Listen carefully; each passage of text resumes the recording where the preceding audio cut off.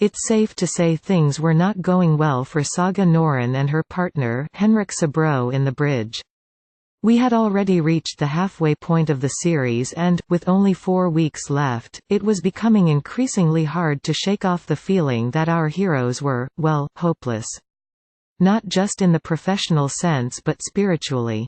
The two troubled, damaged, detectives were a mess, and so, unsurprisingly, making such a mess of their investigation and their relationship they both seemed doomed. Of course the chances of ending happily ever after always had been slim, given Saga's lack of empathy and emotion because of her Asperger's and Henrik being hounded by his wife's disappearance 8 years ago at the same time as their 2 children. When he let teenage witnesses Julia and Ida stay at his flat, Saga chastised him. It was because he wanted to replace his daughters, the same reason, she said, that he was opposed to her getting rid of their baby, or the embryo as she called it. Eventually she compromised, summing up her vision of their future together by offering to forego all rights so the child becomes yours, not mine. And we can have sex sometimes, and they say romance is dead. In the previous 3 series their instincts and intelligence had always proved a match for the perpetrators. Eventually anyway. But after 4 episodes their lack of progress with the murder of Denmark's immigration boss Margrethe Thormod was, criminal. Patrick Dahlquist's death in the second show was the same.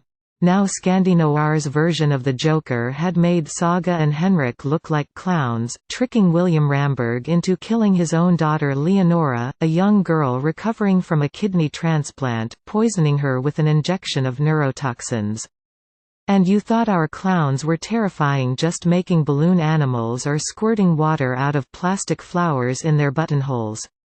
Saga had deduced that the link between Margrethe stoned to death, Patrick electrocuted, and now Leonora lethal injection was that they had been killed using methods for carrying out death sentences. Unfortunately the killer had 4 more up his clown sleeve: execution by firing squad, hanging, gas chamber, and decapitation. At the rate they're going it seems unlikely Saga and Henrik will identify, track down, and arrest the culprit before he has deployed the others. You also sense that the victim of the final method of execution will inevitably, regrettably, either be Saga or Henrik. Here are 10 things Saga and Henrik messed up in week 4 that showed they are in trouble. 1. Saga was falling apart. Saga was shaken when she couldn't remember the right dates while interviewing a suspect, a sure sign she was not herself given her memory. In the first episode, after a year in prison Saga had been stabbed in the neck. Then in the next show she seemed to suffer a semi-seizure, nearly crashing her beloved Porsche. And yet no one except the raving fascist Jonas suggested Saga shouldn't have been leading the investigation into 3 unfeasibly fiendish murders, and not even on the beat. 2. Henrik was falling apart. Henrik shouldn't have been on the case, or driving, either. He had become increasingly tormented by seeing visions of his children, usually on the back seat of his car. This week he relapsed, scoring some pills from his old dealer to block them, and the pain, out. 3. Saga and Henrik let vital witnesses Julia and Ida run away, even though the teenagers were runaways to begin with and running for their lives. Henrik and Saga went to work leaving Julia and Ida unprotected and unguarded in his flat all day, allowing them to flee. To compound Henrik's naivety, they also stole his most precious possessions, his daughter's necklaces. 4.